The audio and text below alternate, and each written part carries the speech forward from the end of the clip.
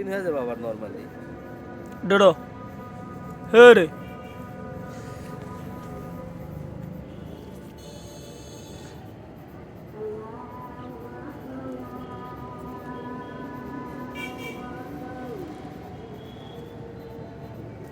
এ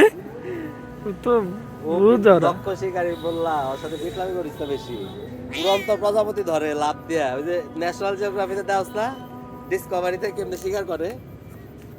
ওই রকম